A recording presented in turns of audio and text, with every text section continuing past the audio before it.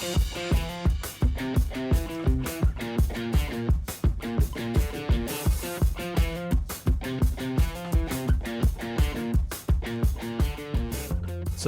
as like a funny thing to myself, um, when I get in the mode for race day, right? It's Sunday. It's fucking early in the morning.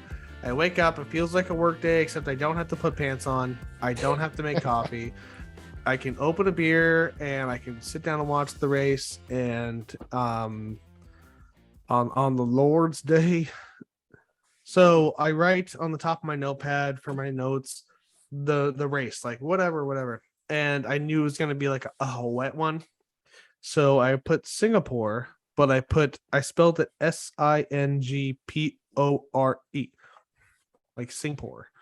It's pouring outside. Poure. Sorry, I forgot the U. You're so clever. I forgot the U. Singapore. Singapore. Singing in the rain. Yeah, I didn't watch that one till the afternoon. I usually have a couple things to do Sunday morning, and then it just itches in the back of my mind where I'm like, right. I'm standing in line at the store and I want to pull my phone out, and it's just like I see the Instagram icon. And it's like, don't do it. Don't do it. I remember the last time I fucked myself over was, I don't know if it was this. It might have been this season, like early on this season. Mallory and I went to Bass Pro Shop for some reason. I don't remember what. We were buying something, right? And we were there. It was early in the morning. There were people lined up to get in just because that's Bass Pro. And I just wanted to get in and get my shit and get out. So we're in line. And Bad Religion was supposed to be coming to town. So I was like, oh, let me check there when they're coming to town. And so I pull up Instagram where I know their concert list is. And the first thing I see is who won that day. And I looked at my phone and I said out loud, cunt. And like fucking everyone and their children are like looking at me because I didn't say it quietly. It was like a hard C. It was a capital C, cunt.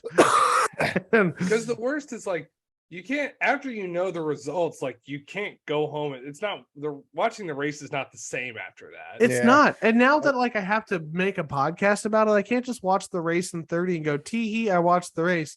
I have to watch the race to talk about stuff that happens in the race. Yeah. The race in 30, it like the first time I watched the race in 30, it was like, that's on the F1 app for those of you that don't have it. Yeah. They break it down to 30 minutes. It's a 30-minute highlight reel of the race. That's it. Mm-hmm. Yeah. Which is kind of nice. It's better than like a 7-minute highlight reel. Yeah, but it's still like just watch the whole race, everybody. Yeah, I'm kind of watching the race, but I'm really not watching the race. So the worst one I ever ruined was Guan Yu's crash. I did something not thinking. I think I was having a constitutional. And I was looking at the old Instagram, not thinking about it, and oh shit!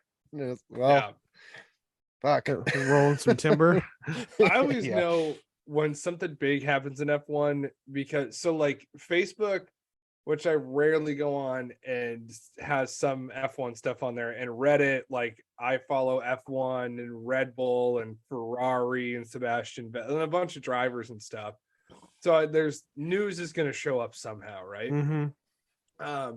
Reddit, I've kept Reddit clean of that, so at least I have like some social media that I can look at on Sunday mornings, like before watching the race. That's and my it's Twitter. only if something really big happens does it hit the like that Reddit subreddit of like that looked expensive or what the fuck or public freakouts or something.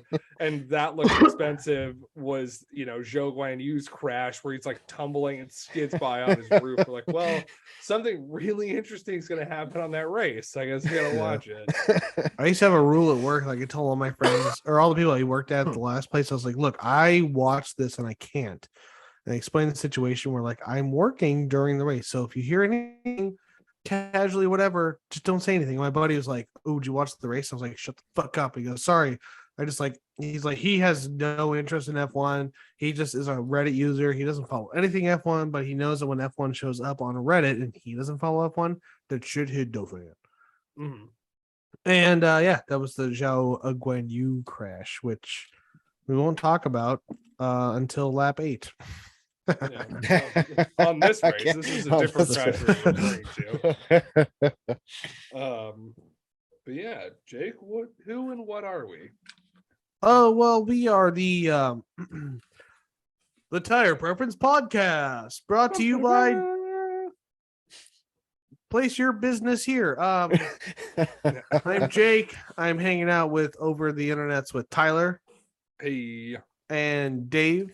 Word. And we are here to bring you the recap of the Singapore GP, which I'm sure you watched, but you can hear our opinion on it.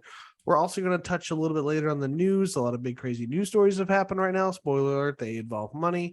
And then after that, we're going to do a small little tip of the toe into the deep end of the pool on Sazuka, because there's a bit of a history there, and our predictions for that race, because boys, we're going there next weekend. And that is confirmed. Yes, we are actually going there next weekend, I think. Let me check the dates. Let's before we dates. Look like a bunch of putzes again. Yeah, before we look like a bunch of plebs. I'm fairly certain it's a race weekend, and October 9th is the race, which is this weekend. Let me check. It is the Saturday. 5th, but let me check. Yes. It's Sunday, but it's Sunday for Japan. So like at Saturday night for me, 11 p.m. 11 p.m. for Dave. Tyler's at 10 p.m. on Saturday, which is kind of fun, almost like the Las Vegas GP. A little preview of that. And I have to stay up on Saturday until midnight to watch the race. I might stay up and watch it too, because Max has a fair chance of clinching the title this weekend. So Annie and I are going to try to be watching it live too. So maybe we could all watch it live. Oh, that'd be a lot of internet happening. So I don't think I got to focus on the race. Yeah, I will. I'll touch on that a little later in the podcast too. When we get into the news and stuff. Yeah, we'll get into the news and stuff. But right now, I think we do need to go ahead and talk about what we're drinking tonight, gents, because we do like to have a frosty, cold, crispy boy when we podcast, and we'd like you to, if you have one, unless you don't drink, and that's fine. Get yourself like a water, milk, maybe a soda, sparkling water. Get you one of them Arrowhead squeeze bottles with the tops on it. I'm talking about, maybe Gatorade, protein drink if you're working out. Nice. Actually, if you're working out, you probably should drink water. It's the best thing for you. I think. Yeah, so. Stay hydrated. Stay hydrated. That's important. Get yourself some liquid IV. Yep. If you need to get yourself regular, get yourself one of them kombucha. I like the ginger ones because it helps my tummy. Little fermented. Oh,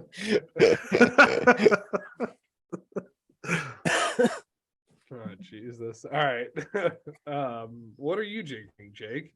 So right now I got me I wasn't gonna have this tonight, but Tyler's drinking one, so I decided, fuck it, I'll get one. I got a Schlafly pumpkin ale. It's a bit of a local brew here. So normally I don't really like the Schlafly pumpkin beers. I think they're a little generic, a little pedestrian, if you will.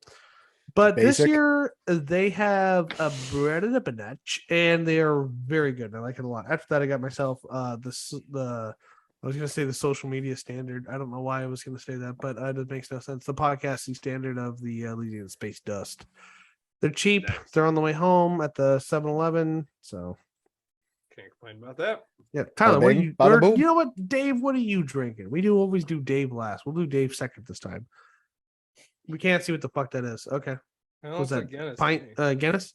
Pint of the black stuff. Pint of the black stuff. Nice. I had, speaking of Elysian, an Elysian Night Owl pumpkin ale, but I finished it, and the only thing I have in the house is scotch right now, so we might jump into that. So. Scotch. Oh, I love scotch. There it goes down into my belly. Yum, yum, yum. Drink it down. That would have been better if just to have the glass of scotch sitting here and you asked me what I was drinking, just start doing that. Yep.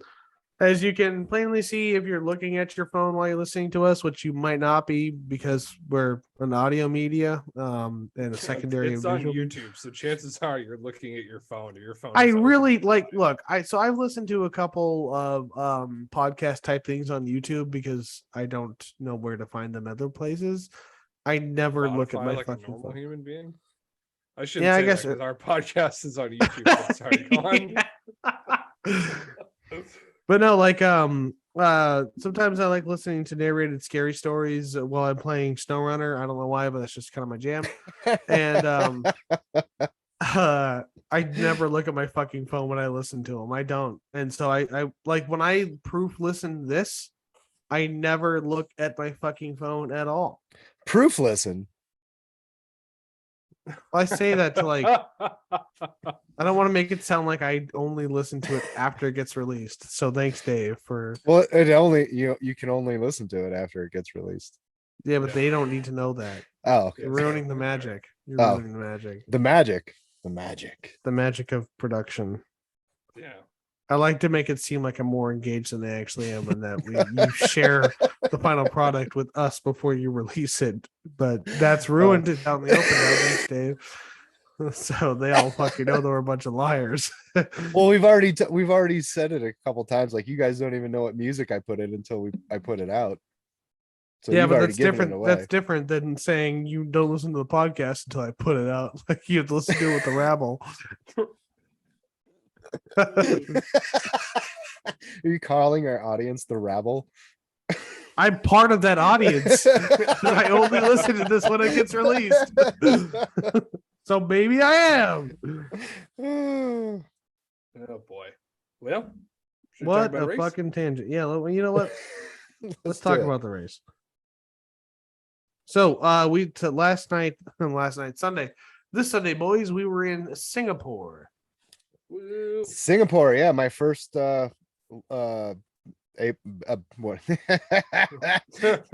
my first chance to see the race as a viewer. There we go. Yeah, a viewer of it.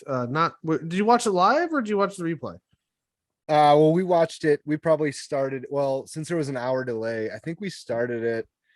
We were probably about a half an hour behind. Because we woke up and kind of made some coffee and you want to start the race soon? We're like, okay. And by that time, it was already past the delay and yeah, about a half an hour into it. What time did We start for you started guys? it and I heard something about Verstappen's blah blah blah, and after something happened, I was like, "Damn, stop! Mute it! Turn the fuck off! What are you doing?" Yeah, we accidentally hit live first, and it was already underway. Oh shit. no! So, but yeah, we were about 30 minutes behind probably. Well, not I too was bad, still yeah. able to vote for driver of the day. Oh, good. Yeah, I was luckily able to watch it live, which was great. I have been very much enjoying that with the new job. I bet. Yeah, I bet. Yeah. It was very Something to nice. look forward to on a Sunday morning besides getting up and dragging your ass to work. Yeah, well, and so like the other thing is like the only problem is because they happen so damn early in the morning. Yeah. I like on a race week, I don't get the luxury of sleeping in ever. And we'll see, like, that's kind just of do a what bummer. Annie and I do. We just kind of like wake up naturally and then just turn it on almost immediately after that. And that's usually within 20 to 30 minutes of start. Yeah, That way you don't have to rush yourself. You know. But I mean, if you want to watch it live, there is a thrill to that too. Yeah, and it's because like I haven't had the ability to watch it live in so long. That's why I want it so fucking bad. Well, don't eat up your weekends if you want to sleep in a little bit. Yeah, sleep in. You got it on F1 TV. No you can always catch it up. Gotta watch F1. I will fucking sleep when I die. Suck. Singapore. Great race, fun race. Well, Dave said he liked it. Yeah, Singapore down the fucking rain. I mean, it was for me for the first time. I mean, it was a cool track. I do love a street race. They're always fun. This one especially looked pretty good. It's a longer track. It's one of the longest laps on the calendar, isn't it? It is a longer track. Besides Spa, maybe. It's a longer circuit. Anyway, but I enjoyed it. I thought it was I think like 7 km, and this one's 5. Not the longest lap time. It's the longest lap time, Mm-hmm. not the longest lap. Mm-mm. Because there's so many corners that you have to take. Oh yeah, slow. because there's so many slow corners and whatnot. Andy, the voice. Oh, of reason. I know.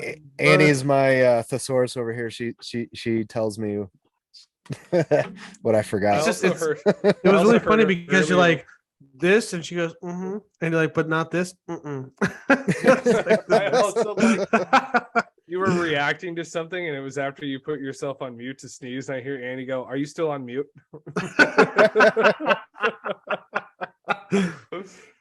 Well, we watch these races together. For Pete's sake, she should be over here sharing the seat with me, talking with you guys. Yeah, well, if she ever gets the gumption, she can join us in on a race or two if she wants. She didn't have to Baby be a always- mainstay. You always have a free seat over here if you ever want to come in, have a guest appearance. She needs her own camera though. I mean, we can't be having this. Dave shares a camera and You microphone. can always with do me this. Yeah. and keep it blurry. Yeah. Yeah. Andy becomes the ghost of Formula One past, just talking about old races. Should have done this. So anyway, so into it the is race. So just Is it to longer lap clarify, time? Spa's 7 km and Singapore is sitting at 5. But Singapore has the slower turn, so I think it's a longer. Yeah, a lap lot time. of a lot of Singapore's turns are right 90-degree angles, so they are Yeah. definitely slower. Yeah.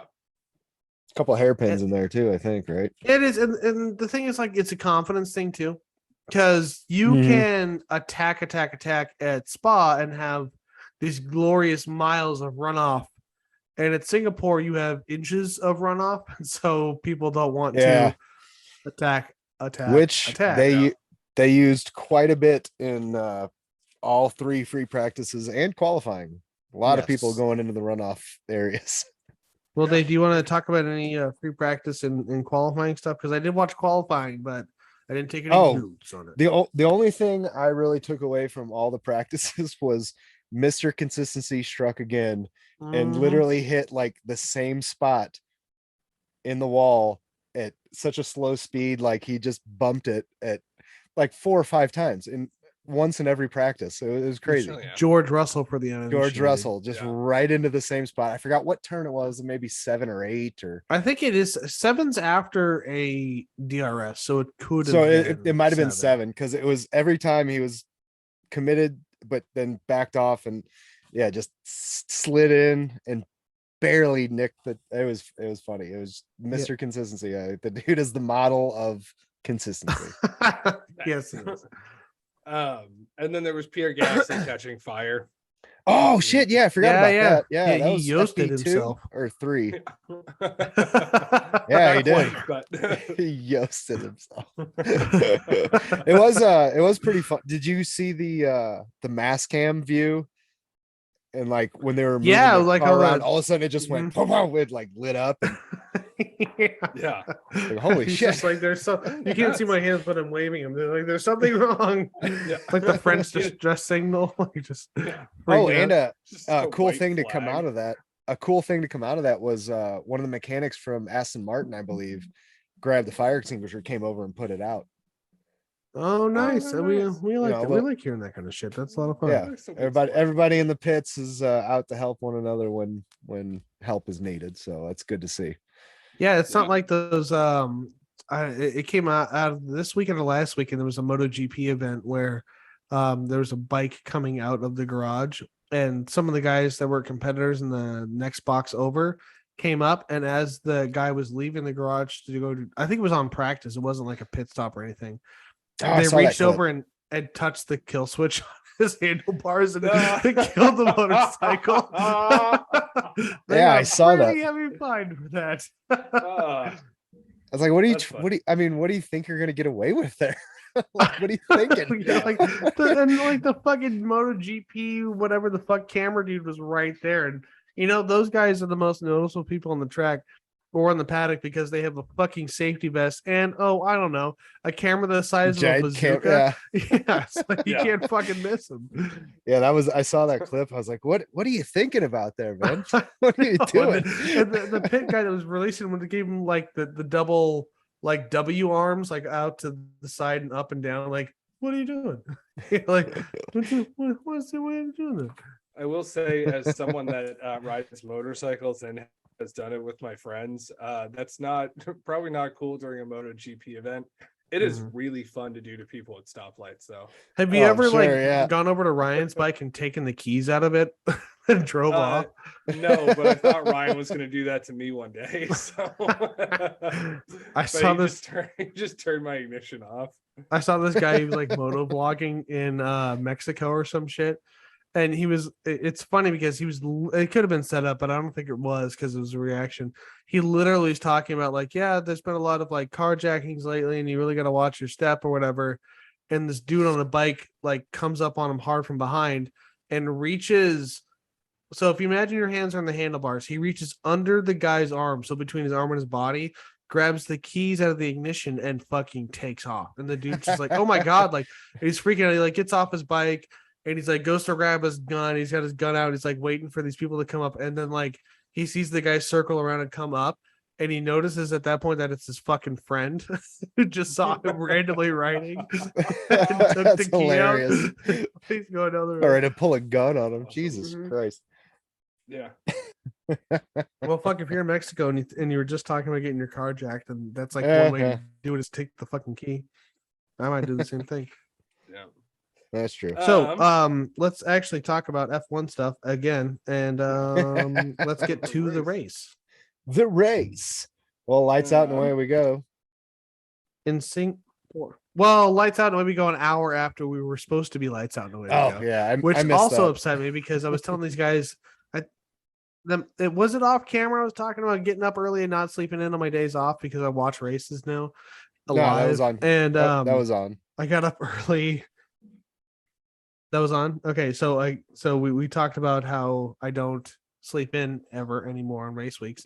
Yeah. And I could have this race week, and that pissed me off. But I stayed with it because sometimes they do talk about interesting stuff. Yeah, they do.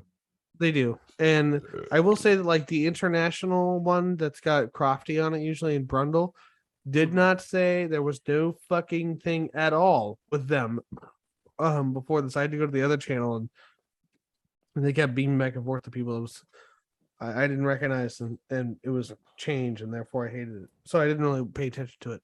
I just kind of like milled around the house, made breakfast, drank a cup of coffee and took the dogs out to the ball form and waited for a fucking hour before the fucking race to start.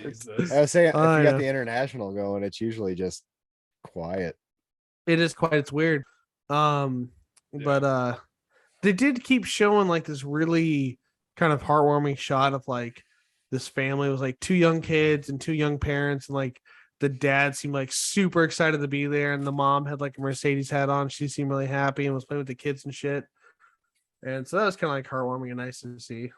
Yes, it's a family event. Everybody's out having It's a family event. It's like that dude, like he gets up, he fucking steps on Legos. He just, like the kids are like, "Hey, my fart hit the floor," and he's like, "Fuck, I gotta clean that shit up." My fart hit the floor. Yeah. And then he's got like he's on his way to work and he's like drinking his coffee, just thinking about how that looked like fart on the floor, and he fucking gets stuck in traffic and shit. And I'm just like, that's a normal dude. He just deals with normal dude shit. He gets off work, wants to have a beer, and maybe plays video games or whatever with his buddies. Then he's like half a fucking world away. And I don't, it was just kind of this weird moment I had. Huh. Yeah, they're the same as us. Mm-hmm. Yeah. Same as us, a little bit different culture. They make the same dick jokes. So, yeah. Who doesn't love a good dick joke? I fucking love a good dick joke. So then the race started. Oh yeah, the race. The race. Finally getting to the race. Yeah, we're a little long-winded in some things there, but it's okay. We'll get on to it now. Yeah. So the race. It was lights out and away we go for everyone got a pretty good start unless you were Max and then bogged down a little bit. Yeah, that was terrible. He got off. I think he lost a few spaces right off the go there. Yeah. I don't know how many, but he had an uphill climb to do. Yeah, because he qualified 8th. So yeah.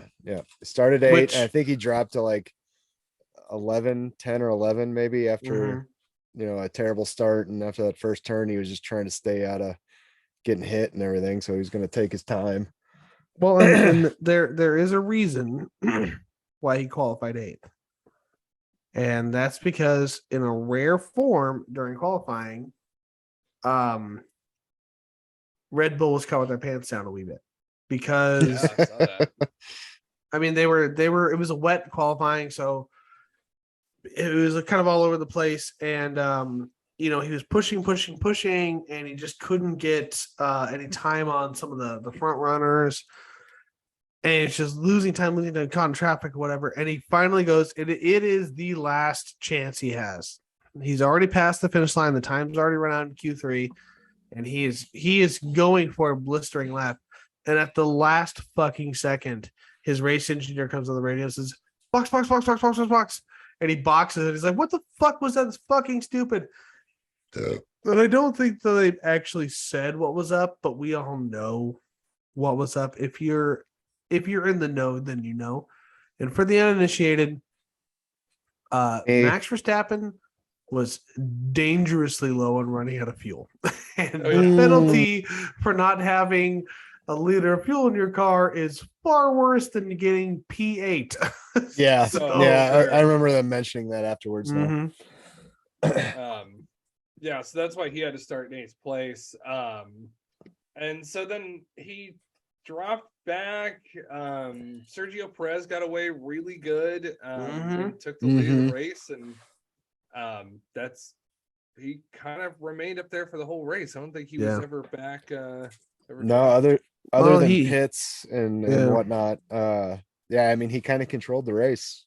He did it. He would have got the he would have got the Grand Slam if he had qualified in first place, but I also don't think he got the fastest lap. No, I think Russell might have stolen that. Yeah, I think he did. But we'll get to that. Right. We're still at the beginning here. So we're on lap. Nothing really happens until we'll say it's a wet race. I think they all started on intermediates. Or They did did start on full wets. Yeah, everyone started on intermediates. Some people were going to start, I think, on full wets, and then they changed to intermediates. Okay. Because I think when I was watching the footage of the before the race, because a lot of people might not know this, because when they turn on the television and they watch the race or whatever, or if you're starting the race not live and there's not a heavy delay, you might not see this. But the Sunday before the race, the cars get 5 or 6 practice laps they can go around. That's just to make sure the cars are dialed in 100%. And some of the cars at that time went out on the full wets, expecting it to be full wet. And to be fair, there were parts of the track mainly under the bridge, which makes sense because bridges are designed to drain water as fast as possible. And they have holes in them for that happen. So anything below that streetwise is going to be wet as fuck. That's why overpasses get wet under them sometimes. Or if you ever have like a major bridge that goes over a metropolis area, they'll usually be wet under that, because the weight of the water is the weight of, I think, an inch of water over a span of bridge is worse than the daily traffic they get there. Because water's heavy as fuck. So they had like heavier spots of water on the track that were under those bridges and tunnels and parts. And so they thought, full wets, let's get those on there. And then those practice laps they got in, they found out it was intermediates. So that's why you see the cars normally when you tune in, they're like on the grid with the mechanics around them. They don't get there just by pulling them out of the pits and having go around once. They have a couple of laps they can, run around. So yeah. So everybody's on inners, and we get going, and like it was fairly uneventful, other than Max's bad start, Checo's great start, and Hamilton and I think Schumacher had a bit of a touch. I thought it was corner. Hamilton and Sainz. I think it was around Hamilton and Sainz. Turn 1 or 2, they touched a little bit, nothing severe. Neither of them had any effects to their car or anything. So there were no penalties. It's turn 1, lap 1. It's usually going to just be a racing incident. And it was barely even a touch. So nobody had to pit for any reason. So I will say that was a bit surprising in itself to have like not have a turn one incident on a heavy wet street course. Yeah, 'cause we've seen I was happen waiting there for before. it. I was waiting Um, for it. I thought it would yeah, be nothing messy like- first lap. Nothing like really major happened up until cars started, dropping out of this race like flies. The first Right, yeah. the attrition rate is very high. Let's say, I think Latifi, the Oh, first go one I ahead, think yeah. was Latifi pinching Zhao into the wall. Yep. And then Latifi that was made it lap 8. another lap, and when he came in for new tires, I think they decided he was done also. Yeah, it was like a I think it was a rear suspension issue because I think like he had a rear puncture, and when they pulled him into the pits, they were looking at it, and one of the supporting struts had separated from the body itself. So at that point, they decided to retire Latifi. You can see when they put that rear tire on that it was moving. It was moving, which shouldn't, Yeah. Yeah. And Guan Yu was out. Obviously, he got forced into the wall a little bit there. So Yep. And took off his Latifi got front right or front left. Latifi got to X another name off his list of retiring everyone in one season. Yeah. I think they saw something. I don't know if it was a joke or whatever, but they're just like, oh, Nicholas Latifi's going to start he's going to get a 5-place grid penalty for this accident. And they're like, how's he going to start in 25th place? There was a couple of things happened after that I thought was kind of interesting. Well, first of all, you had Alonso holding back Verstappen for a while, and that was awesome to see, just making his car wide as fuck. I think he held him up for like 8 or so laps. Yeah, he did. And it was a while. It was, and he was going around the corner. He was doing good, holding on to pace. Alonso started in 5th, and lately, so this season has been kind of like a flickering flame, like kind of flirting with like the top 5. And this race, he seemed really determined to like get in that top 5. He qualified 5th. And he's doing really good. And then, as soon as they cut to the onboard and you heard that motor, it was like it was bad. So Bad. it wasn't as bad as another out that we'll talk about in a couple of laps. Yeah. But it was a bad. Yeah. Yes, that's exactly what I'm talking about. Yeah.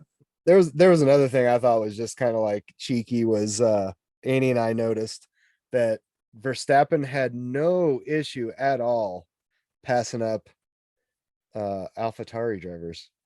Oh, I'm sure it is long known. It's just like, if you see a Red Bull behind you, get the fuck out of the right. way. That's like exactly what we were thinking. It's like, it's not even. Yeah, of course. You There's can been a race couple of any times where, track like, that you want, but you are not fucking racing a Red Bull. I will say that rule might reign true, but it's probably more you're not racing a max Red Bull, because Gasly's got pretty cheeky with Perez. Yeah. And Albon. I mean, he beat Albon that one time. Yeah. Well, then That's it was pretty much, it felt like it was, hey, Max is coming up, get the fuck out of the way. He's passing. Yeah. Yeah. More, it's funny because you see more team orders like that with their lesser teams than you do, say, like Ferrari or and I find that's one of those things I kind of find like a little cheapish, every team should be out there for themselves and not getting team orders from a higher up. That seems silly, but whatever. Yeah. I'm with you, but I also think if it's this late in the season too, where it's like, hey, AlphaTauri, your drivers are in which place in the championship, and Max is like, could potentially win the championship tonight. Get the fuck out of the way. Get the fuck out of the way. Come on. Well, it's almost like then, I mean, if you're going to treat it like that, AlphaTauri should be an F2 team. If you're, what I mean? Yeah, that's a good no point. shit. Yeah, that's a good point. But I mean, I love AlphaTauri on the F1 circuit. So, I mean, Red Bull, get the fuck out, let them race their races. So, you have a driver academy there, but let them race their races. I think like I see it in a bit of a different light, because I was really into American Le Mans racing for a long time, and I just kind of fell out of it because I started paying more attention to F1. But one of the coolest parts about American Le Mans racing is it's 4 different classes of cars racing at the same time. So there's like 30 or 40 cars on the track at one time. Yeah, But you yeah. have the P1 cars, you have the GT3, GT2, and GT1 cars all racing. There's constant passing, there's constant action. And so that's kind of cool. And I Yeah, but you're kind racing of, against your class, kind of thing. You're not sure, racing the faster cars. I mean, you could try, but you could try it. And you there know, are overall winners of the whole race that people pay less attention to because they're mostly the P1 cars, but every once in a yeah. while, and GT1 car goes through, or GT3, sorry. But it was still really, and because I had that external experience, I do kind of enjoy these lesser teams, and it's almost like having multi-class racing, which is more exciting than single class racing. I'm not even saying it's a lesser team. I'm just saying you can't treat it as your minor league team and also expect to call their shots during a race. That means you're effectively the boss of 4 drivers, and Right. that just, I don't know, it just seems a little cheapish. Manage your team, let your other team run their race. You have those drivers in the academy, whatever, they're all trying to get in that Red Bull seat, but let them run their race. Right. But then the other thing that I think about that too is like, it was something that you'll hear. I feel like the Croft you're saying, where it's like, you'll see, for example, like Max like making the really easy pass on AlphaTauri, and then it could be that like, whether it's not just team orders, but AlphaTauri knows that like, we don't have a dog in the fight. If we're trying to catch, there's us, always that. But we're going to be wasting a lot of time trying to keep Max behind us, who's inevitably going to pass us anyway. Well, and you see that with Alpine sometimes too is pretty smart because Alpine's focused on beating McLaren. That's what they're doing. That's what they're trying to do. They're not racing Mercedes this weekend, right? They're not racing Mercedes. They're not racing Ferrari. They're not racing Red Bull. So that's like in a few races. I think like at Spa was a good example where you just saw Alpine getting out of the way of those 6 cars, and I think AlphaTauri does that to a certain extent as well, because they know they're not going to get in the top 3, so they're going for best of the rest. And a lot of times it's important just to finish 1 spot above. So it's like what Tyler said, you're not going to burn up fuel, tires, and strategy trying to fight. Well, I get that, but I just feel like there was maybe it's just my own emotions or my own speculation, but I just feel like there was some like Horner, whether it was Horner, fucking Marco or God-handing somebody else. It was just somebody from up in Red Bull kind of said, "Hey, get out of the way." Yeah, probably. Yeah, I don't know. We'll check those buttons. On their sidewall next time when they like zoom in on everyone sitting around. We'll see if there's an AlphaTauri button. Like I said, it might be just my own bias here and thinking like, oh, that's bullshit. But I don't know. I just feel every team should run their own races and not be told what to do by another team. That's just that's it. Yeah. So, but yeah, it's F1 and money talks, and that's just how the game works. 100%. I'm learning that. Unfortunately. I still love it, but yeah, I'm learning more and more that you just got to kind of let some little things like that go because they're just not going to change. Right. Yeah. So the next crazy thing that happened in the race, I keep saying raced. I don't know why. Race was Russell, of all people, putting on the slicks. Yeah, he did. This was right after Alonso went out. He went in and put on the slicks. Yeah, well, so like Alonso went out and there was a virtual safety car. And so that can kind of get you a bit of a cheap pit stop. And so I see why Mercedes did it. But normally it's funny because normally we see Mercedes in like the top teams, and Russell qualified real terrible. He was down toward the bottom. Yeah, he was like 11 or 12 or 13. Yeah, 11th place. Starting grid. Russell was 20th. He had like a gearbox. Oh no, he issue. started. Yeah, he started He from started the in pits the 'cause pit, so he was Yeah. super far behind. So normally, when you have like a wet race, you'll wait for one of the lower teams to go to slicks first and just kind of see what they're doing. But I think because he was so far behind and there was just no way he was going to pass everyone on a Yeah. wet street circuit. Plus, I think he had an off there that he had to go into one of those little, bug out spots, Yeah. and it slowed him down even more. And there was just not really a chance for him to really be in the race. So they're like, hey, No, let's yeah. experiment. Yeah, so it looks on there, and they were dog shit. They were hot, Oh, hot dog shit. For He a almost while. he almost smacked a wall, I think, coming out of the pit.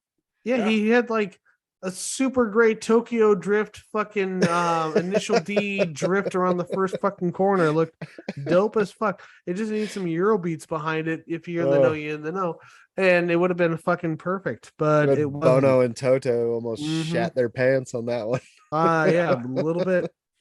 but then and Bono then so and he gets out Toto. of the track and he wasn't making up any lap times either. He dropped like even further back. Yeah, he did. He worked his For a way up and while. then he fucking dropped way back. Yeah. And then not even fucking 4 laps later, another virtual safety car. Yes. Because Albon went into the wall. Because Lost his front Albon wing. went into the wall. He lost his front wing. He was able to get it in reverse, and we've talked about it before. Getting the F1 cars in reverse is not as simple as No. like moving. You have to like click the paddles, like go to a certain setting, and then click them again. It's almost like special restarting your fucking computer or something. It's almost like resetting your oil light in your car. It's some fucking dumb shit. It was funny because his front wing got jammed in the wall and he pulled out. And it was just the nose, no wing. And he had to make it back with just that. That was real weird looking. Yeah, he did a great job getting back, and then when they got back, it was almost like a repeat of Latifi where they put the tires on. They found that just there was like a suspension issue, and they retired the car. Yeah. And then what was it? Not 3 laps later. Not 2 laps. So lap 26 is when he wrecked. So he had to go around and go to pits. So still lap 26. Lap 28 is when I got lap 29. I must have caught it after it was already going. Yeah, officially it happened on lap 28. Ocon is out. And I watched the onboard and you hear the car go zing. It sounds like Brundle fucking nailed it by saying it sounds like a bucket of nails. Yeah, and the car was like rolling backwards, and when they had the helicopter shot, you can see this dark streak. And I was like, Mallory was watching the race with me at that point. She goes, "What happened to the car?" I'm like, that dude blew a fucking cylinder, and he blew a fucking threw a rod right through the block. The fucking block. He's leaking oil everywhere. His crankshaft is fucking toast. He's done. And the bottom is leaking a bit. It literally sounded like is done. It literally sounded like a lawnmower running over a big bag of bolts. Right. Like it sounded awful. Yeah. Jesus. So you knew he was done as soon as you heard that shit. Yeah. And then what was it? Lap 33. Yeah, Hamilton into the wall. Yellow flag. Hamilton runs right into the fucking wall. He has a lockup when he's trying to pass someone. He's trying to get he almost hit who was he? He was trying to take an inside turn and he ended up going straight on because he couldn't commit to it. But he almost clipped the front end with his rear end of was it Magnussen? No, I don't know. He rejoined between Norris and Vettel or Verstappen. But he almost crashed into somebody on that little off. Yeah. I don't remember who it was. I didn't write it in my notes, but yeah, he had a bit of a weird thing, and then oh god. Yeah, I don't remember who was passing, but he did. So he was going for the late break. It might have been. I feel like it was one of the Taris, one of the AlphaTaris. It might have been. I don't know who it was. I don't remember who it was. I just know it was inches from somebody's wing clipping. I think it was Gasly. Wheel. because he finished above Gasly in the top 10. And this is getting toward the end of the race right now, which is surprising, but Yeah. they reached their time limit. But then lap 35, Leclerc has a slow stop for slicks because he stopped like 6 inches past where he was supposed to stop. He skidded that. past and they had to adjust. And they had to readjust, which is why. But it only I don't even think that raised his stop time over a second. I think it was I think he had like 5.3 or something, which I mean no, it was like a 3 point something. Oh, well. Yeah, because I remember I was like, that was kind of slow, but it wasn't like terrible. And then every time now that Ferrari fucking pits, I'm like, oh fuck. Oh yeah. fuck. Yep. Well, welcome to the club. Yeah, this is where we sit the initiated. That same lap 35, Hamilton pits for new wing and slicks because his wing also got stuck under the barrier. Yeah, it did. Yeah. And then that started, I think it was the next lap was the pit frenzies. That was when they had reached that point of like, hey, the slick tires are now pumping out good times, and everybody came in and got slick tires. Yeah, it wasn't lap 35 because I have a bunch of notes down here of when people pit, and Leclerc and Hamilton and Perez all were officially on 35, but Perez was the leader and passed the start finish line in the pits, and then Sonoda pit. He went or into Sonoda got out. Yeah. Right and as that was happening. Full Sonoda safety car on that one.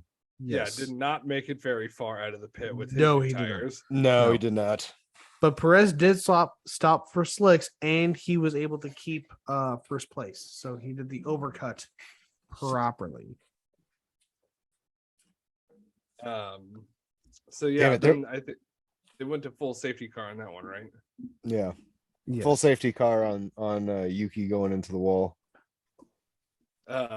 So when they restarted, Max made almost a really good pass. Well, first there was him and he almost ran into the back of Norris. Yeah, and then there was like he went ahead of Norris. Him and Norris, I think, were going a little quick, and then he got ahead of him and realized they were still under a safety car, so he backed off real quick. Right. I think he just timed it wrong. Yeah, I think they almost. I think the FIA looked at that one or whatever. Race control looked at that one, but just didn't really nothing really came of it. It wasn't that bad of a deal. Right. Yeah. But then Max I think Max did go off, but not seriously because he tried to go around. Oh, you were trying to say, I'm sorry. We're all waiting for everyone to talk. I was at 33 minutes and 40 seconds, I'm guessing, left, and Verstappen goes off, rejoins between Vettel and Hamilton. Yeah. He just went off on one of those little side things. I think that was the point. Wasn't that the point where he locked up so hard he had just pit for slicks and he locked up so hard he came around and had to pit again and then ended up in last place. Yeah, because he had real bad flat spots. Oh, really? If you lock up your tires for more than 1 second, which is a long time, if you lock your tires up for more than a second, you have intense vibration and you are not going to be racing very well. No. Okay. I didn't write that in my notes. I didn't watch any highlights, so I don't remember that. Yeah. No, it was bad. You could see when he was going for the pass, he just went to a spot that was still wet, so you saw some spray come off the slicks. So he made an effort at it, but he gave it a shot. Give it the old college try. College try. And then after that, Russell had a bad puncture. Yes, he did. With Schumacher, he slides into the side of Schumacher, and he's just like, "What the hell? I left Schumacher enough room. Like, what are you talking about? Like, fuck you. Yeah, go fuck yourself, George Russell." I like George Russell, but I think he's learning too much from Hamilton, and he's becoming a really whiny person on the fucking radio. And I'm getting tired. But that's kind of like why I like George Russell is he is such a team player that he adopts the mentality of the team he's on, which kind of makes that team more transparent. So with Williams, he was always just like, you know what? We did dog shit today. You know, we're just gonna go. We're gonna fight for that one more place. I mean, We're gonna fuck, fight he for was that ready one to more place. he was ready to sacrifice his race for fucking Latifi Yeah, to get, of all get people. points. I bet he'd And never do that. and again. that's just like the Williams. You know, do what you can to get the most points, or do what you can if you can't get points to finish high up, right? Yeah. But now he's a Mercedes, and now he has a different mentality because he's a good team player. He's playing the Mercedes game. He doesn't have to play the Williams game anymore. He's playing the Mercedes game, and if that game is to be a dick, then you know he's doing it in the most respectful way. When still he love George bitches about Russell. people, I still like George Russell. I feel like when he Yeah, bitches about I'm people just getting like too George close or being in weird spots, it angers me less than when Hamilton does it. That's true. Yeah. Well, I mean, when you know Hamilton- what's oh, sorry, go ahead. I was just gonna say, I feel like Hamilton will immediately do that if it's like it was his fault. He's like, man, he didn't leave me any room. Or like, oh, you didn't, you know, you're not 10 seconds ahead by the first corner. So like now you have to deal with traffic. And Yeah. it's not something you haven't had to deal Yeah. with in the last 6 or 7 fucking years. You know? Yeah. Oh, this has been an adjustment year for Hamilton for sure. Yeah, Right. it's just when he won the championship, what was it, 2008? I think it was the first time he won. And then they were saying like 2009, it was like the worst, hardest season he's ever had in F1. So this is it's his new 09. So I guess he'll come back stronger next year. Yeah, So- we'll see. After that, the race gets toward the end, and with 27 minutes left in the race, we finally get DRS. Yeah, it it doesn't took a happen anymore. long Took a time. long Yeah. fucking time. They're on and slicks for a I- long time. it- Well, they I were think they were on worried about such at the numbers. end of the DRS zone at turn 7 was staying wet, and they didn't want guys coming out of DRS trying to Sure. break in the wet, and that was what kept it for so long. And I get it. But if you're posting faster and faster times with the slicks than you were with the intermediates, Yeah, it's time to. turn Open the up fucking DRS. DRS on. I mean, Yeah. come on, man. I mean, that's why you put DRS on these cars, right? Yeah, you did it for passing. So if you guys got nothing else to say, we'll do a quick check-in. Check. Nothing. Nothing. Nope. All right. I got nothing. I'm gonna go ahead and break down your top 10 real quick. So finishing first. You good there? There we go. Good morning, You radio got it. DJ voice. Finishing first, number 11, Perez, the Mexican driver, the Mexican phenom. He finishes The number one. Doesn't master of wet street circuits. the master no of street shit. circuits in general. Jesus Christ, this dude's got some skills. Look out for him. Leclerc finishing in a disappointing second. That dude wanted the win so bad. He got so close, but couldn't fucking achieve it. He would have had it too if he would have kept up with Checo. He just let Checo run Yeah. away at the end. That penalty would have. He did. He let Checo. He didn't. fucking Yeah, he goal. like the last 4 or 5 laps. Yeah, he just that's wasn't right. fighting. Because Checo thought he was going to have a 5. He ended up getting the 5-second grid penalty, and he stretched that out to like I think it was 6.5 seconds to lead. It was Right. over 7 at the end. It was over 7. Oh, really? I Yeah. think so. I think the reason Leclerc wasn't fighting that much at the end is because they were worried about fuel. I didn't Yeah, think he could had be. the tires, but fuel's a I pretty mean, good his explanation tires too. were around the same age as Checo's. I thought maybe since he was trying to push to catch Checo that he was maybe pushing his tires a little too far. Anyway, we can. not enough to. I really do think it was a fuel issue. Sainz, who finished third, just could not keep up with Checo and Leclerc, who were taking the race away 1,000%. Norris, Mr. Britain himself, with the Halo dope ass fucking helmet. Love to see that. Yeah, that Came was in cool. fourth As fuck. place. Yep.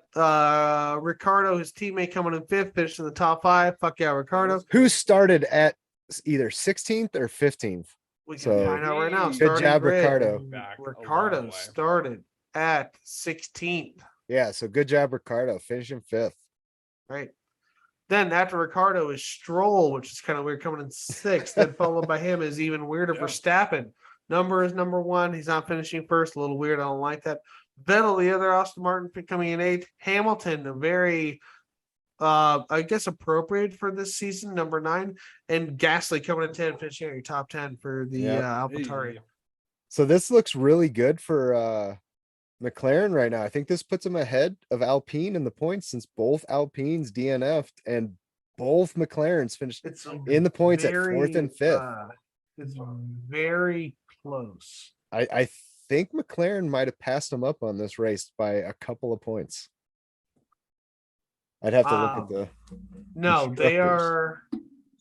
Yes. Yeah. So McLaren is ahead by 4 points. Yeah, because of this I race. knew it was a small margin, but they just Yeah. eked out ahead in this race.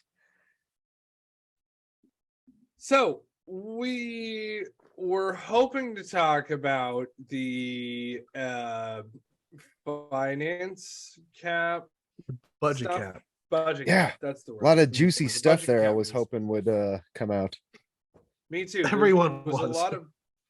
a lot of buzz last weekend about it, which was I realized this from because I read almost every news story I could find. Mm-hmm. The general conclusion I came with is this is a lot of speculation and rumors.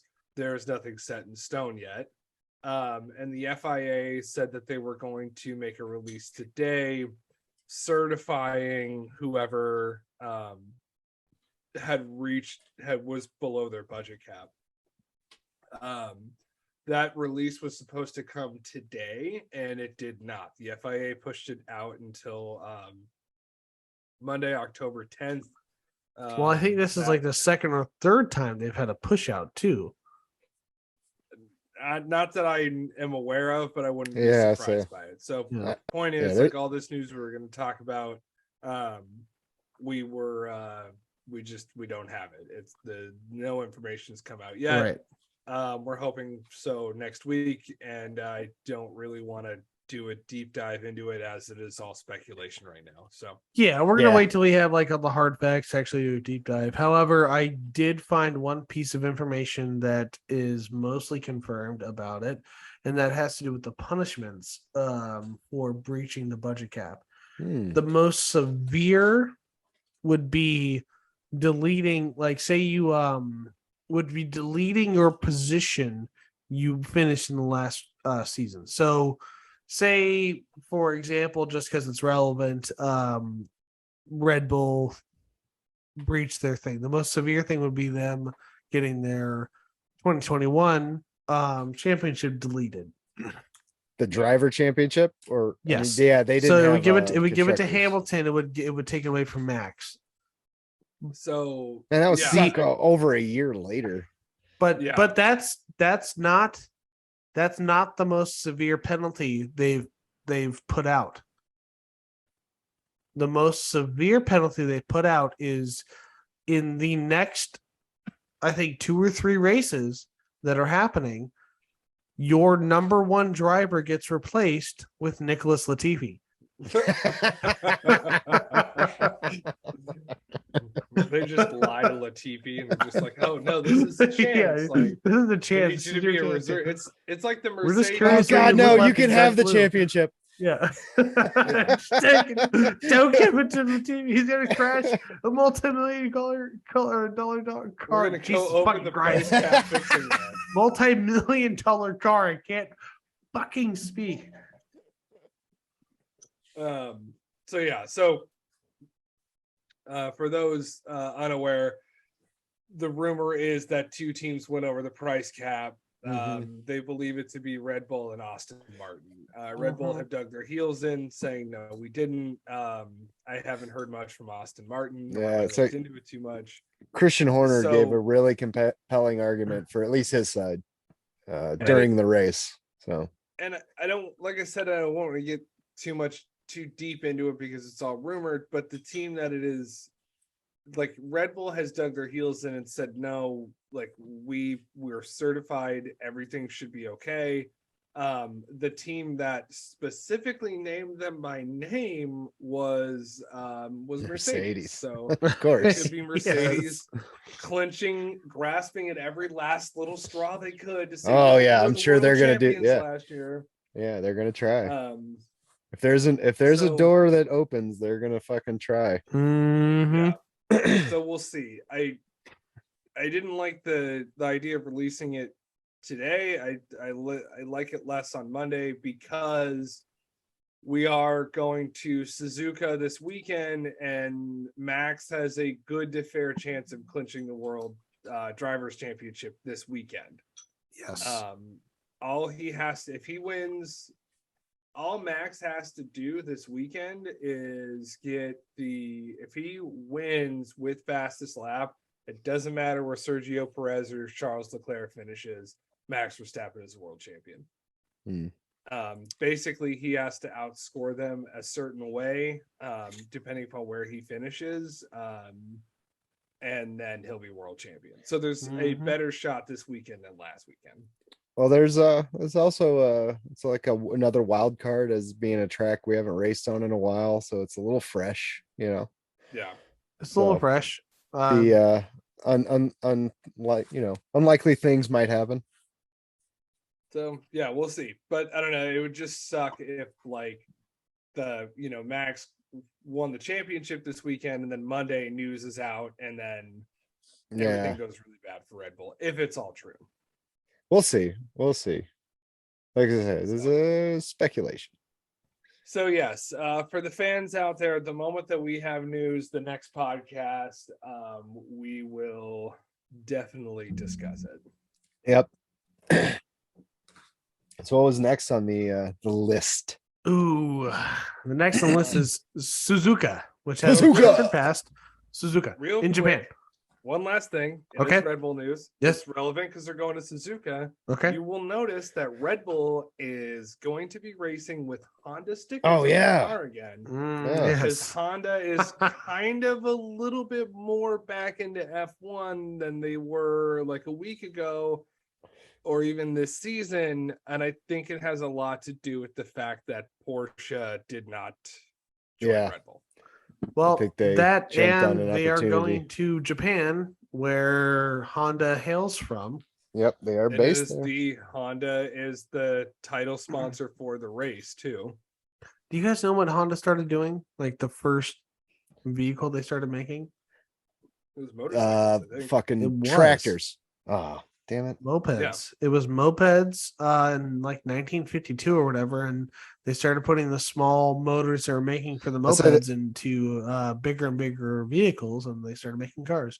They are good at small engines. I will say the lawnmowers with Honda engines I've had have been very good at performing. Ooh, Kawasaki makes a really good small motor too. Okay. True. Yeah. Japan's just good at a lot of stuff. I'm like, it just needs to be said. Japan makes good things. products. Like people over in America, when they look at a tag on something, they want to see made in America, but they ain't mad when it says made in Japan because they know that those bastards are fucking working hard on it. Oh yeah. So yeah, we are going to Suzuka National Raceway, which is fun because we're going to a country where I can actually pronounce all the names correctly because I took Japanese in high school. I can't do this on and like the German ones, fucking out the window. The Italian ones, I'm doing my best guess, Well, putting on a East Coast I don't- accent. I don't know if you should have said anything because now you just really put the pressure on yourself to really Yeah, you hammer just made these. yourself sound like a these- weeb. You're just like You better Oh, fucking yeah, if hammer it's- these. I mean, every I'm not time. wearing like a Naruto headband with a katana right now. Not that you can tell because I don't have a camera, but yeah, that's probably why your fucking camera is off. I'm not going to say nothing. You're wearing a kimono. Yeah. No comment. Is So, all of your information of Japan based solely off of anime? well, I mean, I read it in Japanese. So, All right, here we go. Suzuka. Here we go. My first time at Suzuka. Suzuka. So, one of the first things you're going to notice about this track is that it's a V8. Well, it's not a V8. It's a figure eight. It's a V8. It's figure There, so I'll get to it, but there's only one other track that is a figure eight that has the G1 compliance, which is the FIA's designation to allow for F1 races. And the other one is it's Italian, so I'm going to butcher the name. Fiberano, Never heard of it. Faberino circuit, Faberino. Faberino circuit in it's in Marancello, and it's I owned like by that he Ferrari. struggles with Italian, but Italian and Spanish are all phonetic. You just read them how they are. I've taken Spanish in high school and shit. Japanese is far more phonetic than Spanish or Italian. Oh, that's true. All right. It is Anyway. way more. Anyway, so but we'll get to that. So Suzuka is in Japan. It's the closest big cities. It's closer to Nagoya than Osaka, but it's almost right in the middle. It's on a big bay area kind of thing. Kyoto, which is the old Japanese capital before Tokyo, is pretty close to the racetrack there. The nearest major city is actually Suzuka, which is the city that it's in.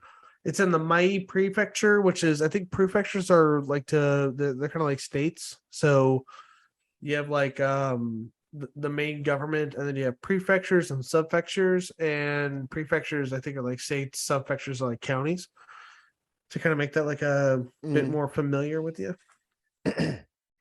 But Makes sense. yeah, it makes sense.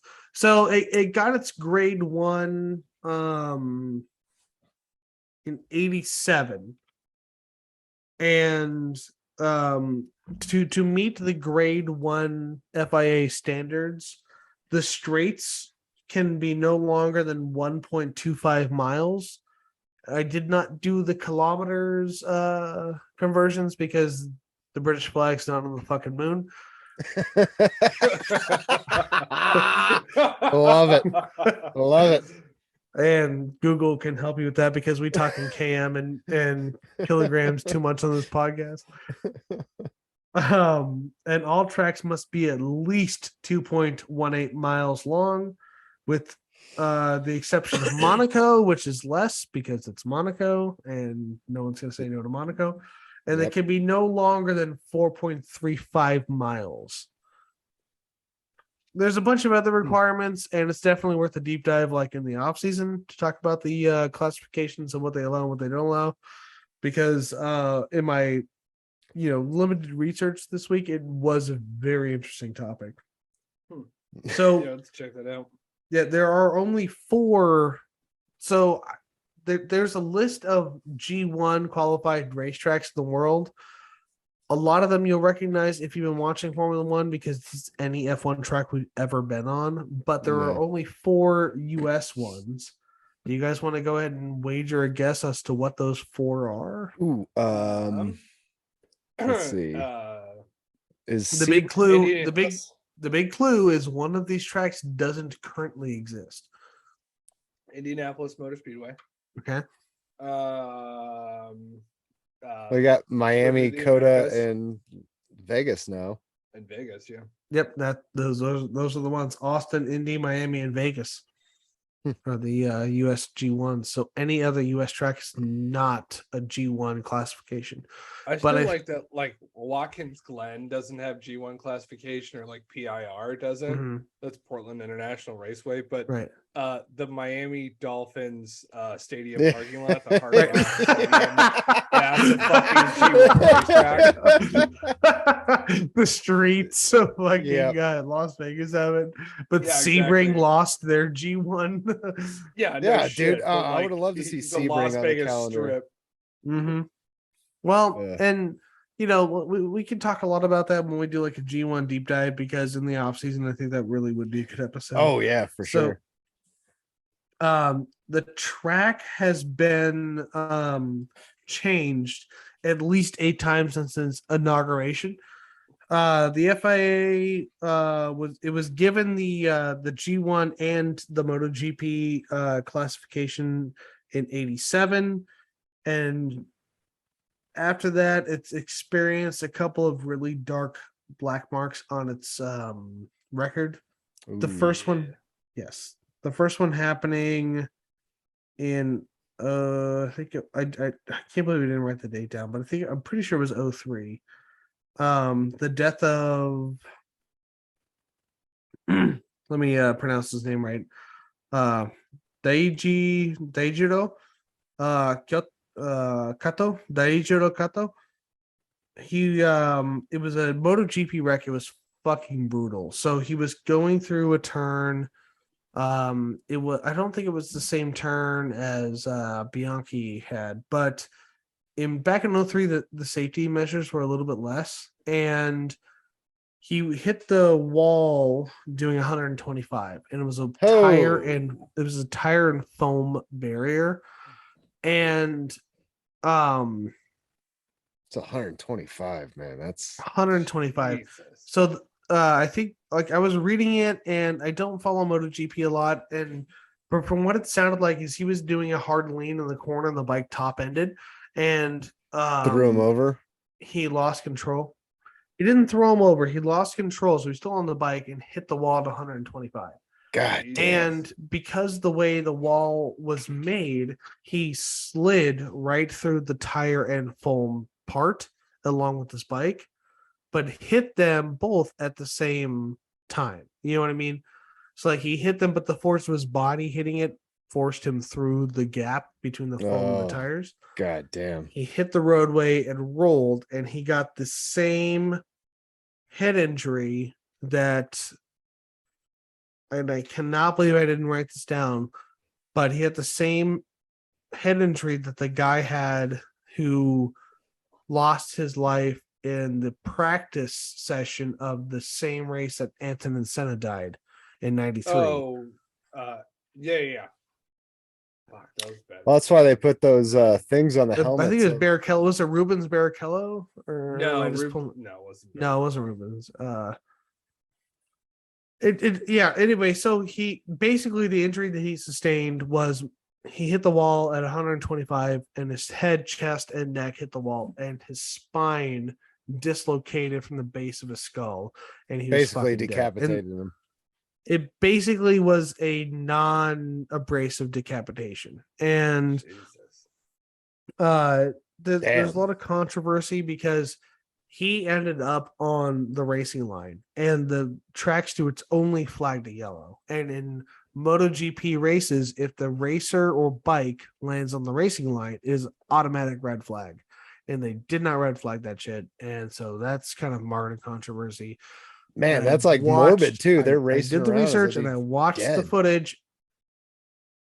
Yeah. Super Jesus. morbid, and I watched the thing, and they're all like, because they always say, oh, the person was they died in the hospital. I No, watched yeah. them tend to the guy. I watched them get him on the stretcher. That motherfucker was dead the second he hit the On barrier. yeah. Fuck. Yeah. Yes. Mhm. Goddamn. Well, yeah, these tracks are dangerous, man. It's not a Yeah. safe sport. It is not a safe sport. The other Especially death that happened at MotoGP. this, That shit's nuts. yeah. Yeah. You're riding. Very The other exciting death- to watch, but it is very nuts. It's a lot of fun to watch, but it is super crazy, and A lot of you gotta passing. like worry about those guys. Lot of Um, passing in MotoGP. It's fun to watch for sure. Okay, Yeah. you can't expect the guy in first place to finish in first place. Never ever. No.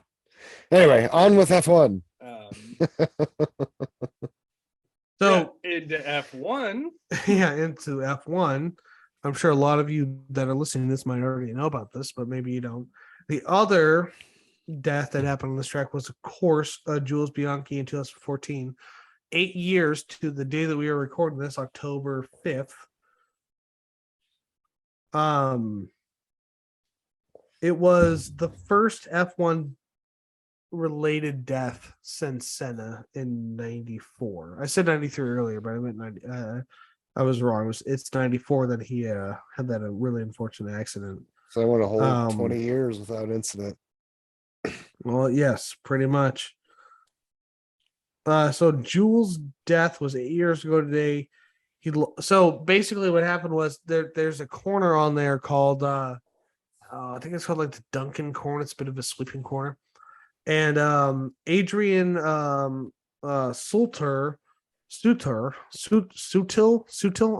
I can't pronounce this fucking name. Little subtle. Either way, Sutil. Sutil. We'll go with that. So he had an off the lap before. And the Japanese stewards were using a Caterpillar 910H to. It's a smaller, basically like your basic construction front loader articulating, so it bends in the middle steering machine. It's a little smaller than your conventional machine, but it's still big enough to do the job. So they brought it out on the track. It was full wet and there was a caution. And they were so the tractor had Sutil's car attached. It was raised all the way up and it was backing up to the escape road. And Jules Bianchi went around the corner, lost control at 75 miles an hour, and hit the back of that tractor. And for those of you that don't know, that's where the counterweight for the tractor is. So the heaviest, most dense part of the tractor is that part. The gross vehicle weight by itself for this tractor is over 15,000, almost 16,000 pounds. And Jules hit that thing with the force of 254 G's and hit it so violently that he lifted the back tires of the tractor up. And so much so that it forced Salter's car to hit the ground and sustain further damage. Jesus. You're talking about a complete carbon F1 car, and this is before the Halo, which is important because this crash was the reason they brought the Halo. Mm-hmm. No, I'm gonna stop you there. This crash was not because of the Halo, and I remember reading a lot of like news when the Halo came out. When the Halo came out, they had specifically said that the Halo would not have saved Jules's life. Sure, but it probably got the conversation rolling at least. For something like that. But right. I remember reading a lot saying that that it was not the initial cause, or I'm not saying that it was the final cause for the Halo, but Halo or not, he was not going to survive that crash. He wasn't at all. I mean, so at the angle, at the height of those cars and the height of that machine, I mean, I don't want to sound, did it fucking take his head off? Jesus Christ. Essentially it did, not to the effect of the motorcycle rider, but he hit that machine so hard that, like I said, it lifted off the ground, which is no small feat, especially in these cars. And there was no Halo on it, so it didn't ramp off the Halo. It literally ramped off the nose of the car and his head. And looking at, and I'm really kind of bummed out I did look at this, but in the interest of research, I looked at photos and the video, and it looks like Bianchi is sitting in a more reclined position than an F1 car driver usually sits, and that was post-accident. Okay. Yes. Oh, that's fucking rough. It's completely fucked. He was going about 76 miles an hour when he hit it, and the initial impact read as 90 Gs, but the initial impact jarred the G meters in the ear piece that you see the F1 drivers wearing, because they wanted the G's of the head more than the body for medical obvious reasons. Yeah. But they're thinking that since he went off the track and it bumped him around, they might have been loose because they were only reading 90 Gs. So there's a and I didn't get the college. It's a U.S. college that does motorsport crashes. They specialize in that, and they said the speed he was going, the angle he was traveling, puts him at closer to 254 Gs. God damn. At the point of impact, which is that lethal. Liquefies. Yeah, 100%. So he has sustained a diffuse axonal injury, which basically means it's they call it a DAI. It basically means that his brain was squished in such a way that it created lesions in the gray matter. So like when you see people that are fat or that do workouts or whatever, they get it's stretch marks. Imagine that, but In your they're brain? compression marks in your brain. And that's what he had. And they said that 90% of the people that have this go into a coma and never wake up. And the remaining 10%, if they wake up, are either paraplegic or they will never, ever be the same as what they Damn. were before this happened. Ah, Pretty much a death sentence. So he did officially get declared deceased 9 months later, almost on July 17th, 2015. Oh shit! It wasn't like they didn't declare him dead after the race. It was much No, it later. was- I didn't It was know much that. later. Yeah, it I, was I much didn't know later. that. He Oh. was not officially dead. And the fucked up thing about it is because the weather was so bad, they could not airlift him from the track. They had to drive him with police escort to the nearest hospital, which was 10 miles away. Oh damn! And That didn't help. it didn't help. I mean, but the thing is, like, if he had gotten there in 2 seconds, it wouldn't help either. The amount of the injury he took, and yeah, that wouldn't have helped. Yeah. Scuderia Ferrari paid for the top professor neurosurgeon in Rome, Italy, to fly over to Japan to help with the surgery. So they put up their own money to pay for his whatever the fuck to get him over there. And I would He hope wasn't even so. A Ferrari driver. what's that? I said he wasn't even a Ferrari driver. No, he wasn't. But they did announce, and I don't know if this is like just to like climb on the publicity of it, and I really hope it wasn't.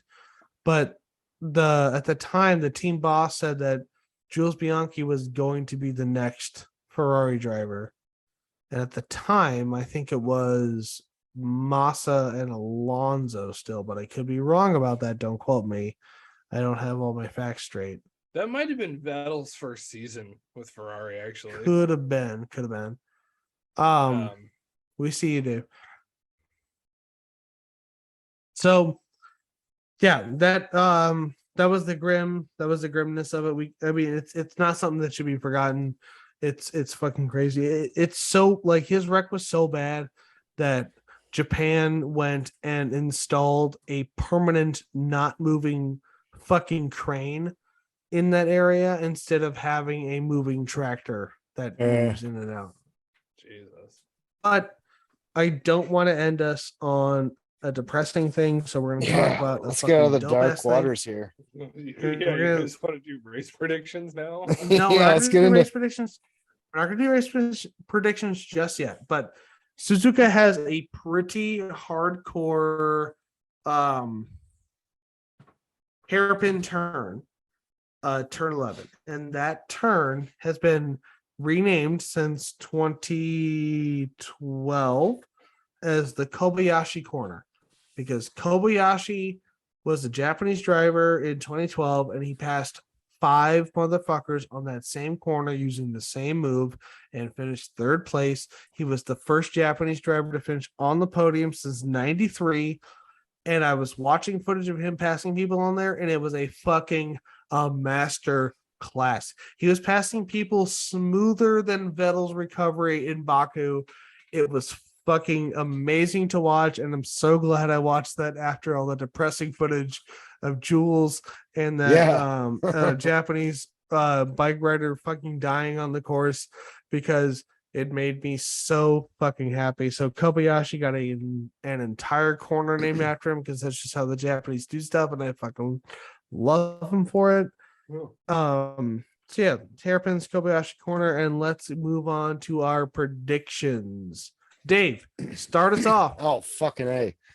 I know you never Well, go fuck, first, man. so it's your turn. I've never seen this race live. I came after the COVID era, so I've never seen this one. Anxious to see it. I'm excited. I've raced it on F1 20 whatever I have on Xbox, so that's fun. So yeah, and I'm looking forward to it. I mean, this is the race that Max could win it, and I mean, obviously, I want to see it come down to the wire. Would as a fan. So Right. I'm gonna say on this podium, I'm gonna go two Ferraris, 1-2. Leclerc signs. Checo's looking really good. Max, you can't take him out of the contention for that podium spot. So I'm gonna go fucking Russell gets third spot on the podium. And So your top red, three is red, two Ferraris and a Mercedes, and Leclerc, Sainz, and Russell. Mhm. Hamilton's gonna have a good race. He's gonna finish top 5. Red Bull's gonna struggle. I think they're gonna run into some issues this thing. This is all just me hoping, but Right. I think Red Bull's gonna run into some issues, and the season's gonna continue. What's your wild card? We're not I gonna mean, have the a season will champion. still continue even if he wins. Just saying. We're not gonna have a Right. champion. Not yet. Wild card. Danny Rick continues to do well and finishes top 8. Top 8. I'll say top 8. That's my Yeah. wild card. All right. Tyler. I say Max is going to get first place, maybe fastest lap. Boner. We'll see, because if he gets first place and fastest lap, that's it. He's world champion right there. Right. And then maybe Checo second place, and then Leclerc third place. That'd be cool. Wild card is still going to be Max getting first place, but without the fastest lap, and then Checo maybe 4th or 5th, and then Leclerc is subject of bad Ferrari strategy, and they just watched it all wash away right there. So maybe Leclerc like Wild card. that's my wild card. Rough. What was your say our wild card one more time? Because his wild card is Leclerc finishing 9th. Yeah. Oh, ouch. Okay. But Sainz could still be on the podium. Just Leclerc does really bad. All right. Well, Jake. So Ferrari has a really good history. Well, Scuderia Motors has a really good history of finishing well on this track. So I think it's a Sainz Leclerc 1-2 finish, and I think finishing behind them is going to be Hamilton. So Red Bull wants to win this. They know they want to win this thing, but they already know they have the year in their back pocket. So they're not super worried about winning the race yet. We still have a few more races in the calendar. They'll win it on the next couple, then that's fine. They're not going to make any records by winning this race, so they're not 100% worried about it. They're going to let all the low runners do their thing, run their cars out. If Max is going to do a lackluster, he's going to get pole. He's going to go for pole. But if he gets passed in the first 7 corners, which happens the first fucking sector, let me just tell you, then they're not going to be that big of a deal about it. I think Ferrari should take 1-2. Hamilton's going to be in 3rd place. If Red Bull ends up in the top 3, it's going to be by happenstance, not because they wanted to. Wild card, this isn't like a wild card so much as is what I hope for. Like, I really wish that the gods align and somehow, some way, Yuki Tsunoda can finish on the podium. I that would be cool. Sweet. The Japanese driver to finish at home, just like I would want any other driver to finish at home. Yeah, but I cool. want Tsunoda to finish at home. It'll be the first driver since 2012 to finish on the podium as who's a Japanese driver. And I watched that footage of Kobayashi winning or not winning, but he got 3rd place in 2012. And it was Vettel first place for Red Bull. It was Felipe Massa, 2nd place for Ferrari, and it was he was racing for Scuderia something. McLaren maybe for 3rd place. And it the crowd immediately erupted because Japan's got this whole thing that they're super nationalistic, and I just fucking love it. Like they're everything Pro Japan. I would just love to see Yuki Tsunoda do well. It would break my heart to see him DNF. I would not want to see him DNF. Yeah, if he finishes good, but yeah, especially if he gets points or podium, that'd be amazing to see. If you want to talk about like a true wild card for me, it'd be Russell finishing second or first. But I think like my hopeful wild card would be Tsunoda on the podium in third or whatever. But to real quick go over, because we have not done that yet. So Suzuka Raceway in Suzuka, Japan, in the Mai Prefecture. You're talking about I already said this, but the Grand Prix, the first Grand Prix was in 1987, although it was a completely different track. The number of laps is going to be 53. The circuit distance is 5.8, so it's on the longer side. It's the only V8 on the current calendar. Only one of two V8s that are in they got the G1 qualification. The race distance is going to be 307 kilometers. Lap record is 130. 1 minute, 30 seconds set by who in 2019? Hamilton. Yes. Number of laps 53. Number of corners is 18, but for the first 7 corners are in sector 1, and then the middle sector has the second. There's only 4 corners in sector 3, which is fucking crazy. You got one DRS zone, but the longer straights on the back, and although it's slightly kinked, it's almost 2 miles long.